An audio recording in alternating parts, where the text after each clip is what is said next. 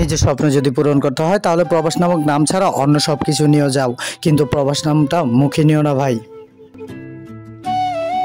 Hello everyone, আসসালামু আলাইকুম। কি অবস্থা, কেমন আছেন সবাই? আই হোপ আপনারা সবাই ভালো আছেন। তবে আল্লাহর রহমতে আমি ভালো আছি, বাট না থেকেও ভালো থাকার চেষ্টায়, হয়তো বা ভালো থাকবো জীবনের শেষ পৃষ্ঠায়। আজকে আপনাদের সাথে যেই জার্নিটা আমার শেয়ার করতে যাচ্ছি, সেই জার্নিটা হচ্ছে আমার সৌদি আরব থেকে বাংলাদেশে আসার জার্নিটা।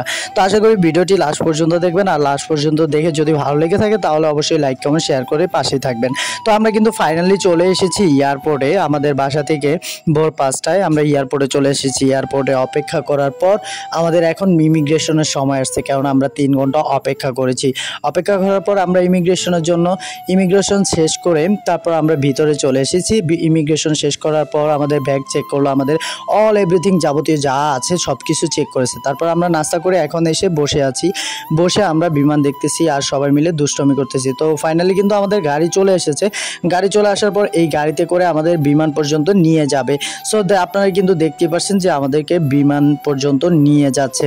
এই যে বিমানটা দেখতে পাচ্ছেন না, এই বিমানটাতেই করেই আমরা শারজাতে চলে যাব। শারজা হচ্ছে দুবাইতে। তো আমরা ফাইনালি কিন্তু বিমানের উপরে চলে আসছি। তো আমি কিন্তু বিমানের ভিতরে এসে আপনাদেরকে দেখাচ্ছি সব কিছু ঘুরে ঘুরে। তো এখন কিন্তু আমাদের বিমান ছেড়ে দেওয়ার পালা। সো বিমানটা ছেড়ে দেওয়ার পর আমাদেরকে শিখাচ্ছে কিভাবে কি করতে হবে, কোনো ঝামেলা হলে কিভাবে বেল্ট বাঁধতে হবে, কিভাবে অক্সিজেন মাস্ক মুখে পরে নিতে হবে। তো আপনারা কিন্তু দেখতে পাচ্ছেন যে বিমানটি চালু করে দিয়েছে, আর বিমানটি কিন্তু এখন উপরে ওঠার পালা। তো বিমানটি কিন্তু উপরে ওঠার জন্য প্রস্তুত। তো ফাইনালি কিন্তু বিমানটি উপরের দিকে চলে যাচ্ছে, আর চলে গেলেই কিন্তু আমরা ফাইনালি কিন্তু আমরা আকাশে উঠে গেলাম। আর আকাশে ওঠার পর আপনার নিচের ভিউটা দেখছেন, মোস্ট ভিউ, কি আর বলবো, মানে এত সুন্দর লাগার মতো ভিউ যা বলার মতো না। আমি কিন্তু ভিডিওটি অনেক আগেই করে রেখেছি, কিন্তু ব্যস্ততার কারণে আপলোড দিতে পারিনি, মেকও করতে পারিনি, এডিটও করতে পারিনি। তো আপনারা কিন্তু দেখতে পাচ্ছেন আমি একদম পাখার সাথেই বসছিলাম, আর আমি বসে কিন্তু খুবই বোরিং হয়ে যাচ্ছিলাম। তো আপনারা কিন্তু দেখতে পাচ্ছেন আমি অনেকটা বোরিং হয়ে যাচ্ছিলাম, কেননা মনটা খুবই খারাপ। আসলে একটা জিনিসকে জানেন, এই প্রবাস লাইফে আপনি যত যাই করেন না কেন আপনার জীবনের কোনো মূল্য নেই। হুট করে আমাকে পাঠিয়ে দিচ্ছে কোম্পানি, কোনো কথা ছাড়াই আমাকে টিকিট ধরিয়ে দিয়েছে আর এক্সিট পেপার ধরিয়ে দিয়েছে। তো আমি কিন্তু অনেকটাই বোরিং ফিল করতেছিলাম, আর আপনাদের সাথে ভিডিওটি শেয়ার করতে চাচ্ছিলাম। আসলে একটা জিনিস কি জানেন, এই প্রবাসে আপনার পাশে কেউ থাকবে না। আপনি যত কিছুই করেন না কেন আপনার পাশে থাকার মতো কাউকে পাবেন না, যত যাই হোক না কেন জীবনে যত কিছুই করেন। তো নিচে যেই সাগরটা দেখতেছেন, এই সাগরটা হচ্ছে আরব সাগর বলা হয় এটাকে।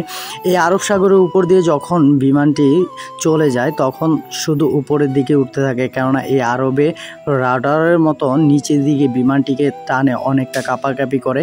সো কাঁপাকাঁপিগুলো বোঝা যাচ্ছে না, আপনারা দেখতে পাচ্ছেন কত বড় একটি সাগর যা বলার বাহিরে, এত সুন্দর মোস্ট ভিউ যা বলার মতো না। তো আপনাদের সাথে শেয়ার করলাম। যদি ভিডিওটি ভালো লাগে তাহলে অবশ্যই লাইক কমেন্ট শেয়ার করে আমার পাশে থাকবেন। আর যারা আমার ফেসবুক থেকে দেখতেছেন তারা অবশ্যই লাইক কমেন্ট শেয়ার করবেন। আর যারা হচ্ছে ইউটিউব চ্যানেল থেকে দেখবেন তারা অবশ্যই আমার ইউটিউব চ্যানেলে নতুন হয়ে থাকলে আমার ইউটিউব চ্যানেলটি সাবস্ক্রাইব করবেন। তো আমরা কিন্তু ফাইনালি চলে এসেছি শারজাতে।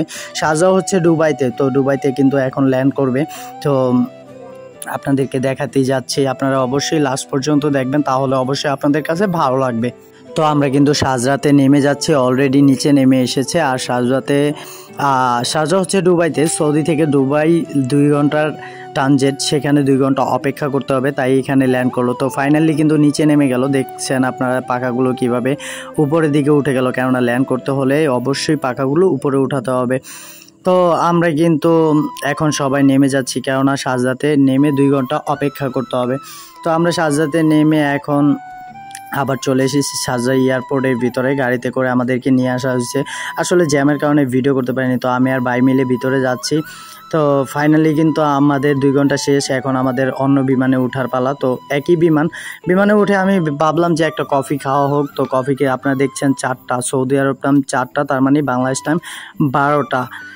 বাংলাদেশ টাইম বিকাল 12টার দিকে আপনারা দেখতেই পাচ্ছেন, কেননা কি আর বলবো, সরি 4টা আর হচ্ছে বাংলাদেশে 7টা।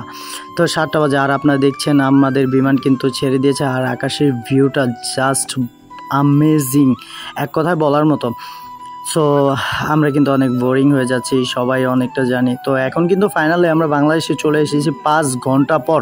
5 ঘন্টা পর কিন্তু বাংলাদেশের উপর দিয়ে ল্যান্ড করছে 6টা বাজে সো 6টা বাজে সরি ল্যান্ড করেনি, তো ফাইনালি ল্যান্ড করে ফেললো।